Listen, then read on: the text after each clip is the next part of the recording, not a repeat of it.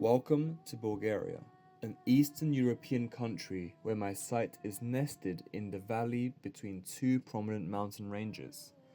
There you will find the small village of Karavelovo.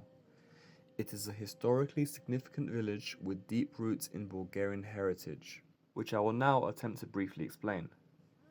In the 7th century we have the Bulgars, who were living their relatively peaceful lives until 1018 when the Byzantine Empire takes over. Luckily for the Bulgars, they managed to take back the country and form the Second Bulgarian Empire. However, from 1396, for about 500 years, the Bulgarians are enslaved by the Turkish occupation, and no one is having a good time. After that, there was a period of about 20 years when all was fine and good.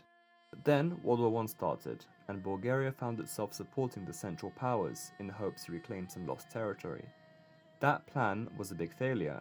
A few years later, World War II started, and Bulgaria once again found itself forced to join with the Axis powers. Luckily, the USSR came to liberate them from Germany. But something must have been lost in translation, as they shooed Hitler away, but seemed to forget to let go of controlling the country. And this was the beginning of communism in Bulgaria. But worry not, after 45 years, in 1919 the communists were ruled out of government, and that brings us to the modern era, which immediately saw the largest inflation the country had ever seen, leading to unaffordable food and utilities, which was bad. The people protested against the severe economic crisis due to the inflation and corruption, and things got better.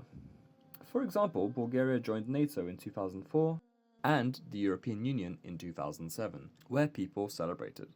That is, until widespread protests erupted over the high electricity prices, corruption, and poor living standards. Around this time, there was a huge boom in property development due to foreign investments. But in 2020, large anti-government protests that lasted for over 100 days called for the resignation of the Prime Minister, as he was corrupt. They succeeded in kicking him out, and to this day, we still do not have an elected government. So why am I telling you all of this? Well, it's to illustrate that the people of this country are resilient. There is so much history ingrained into the villages and communities they create. But this lifestyle of living as a community in a village is dying out.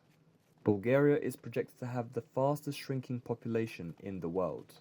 It's already lost a fifth of its population since 1990. And now almost 90% of the population lives in urban cities.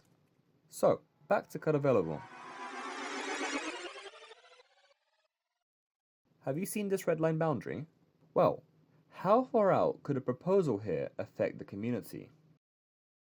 This much? How about this much? Maybe the whole village?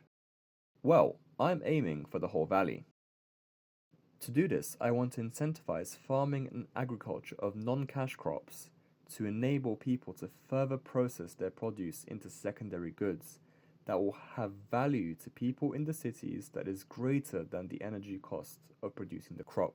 There are two areas of interest, first being Sofia, the capital, which is also where all the rich people live, and Plovdiv, the closest large city.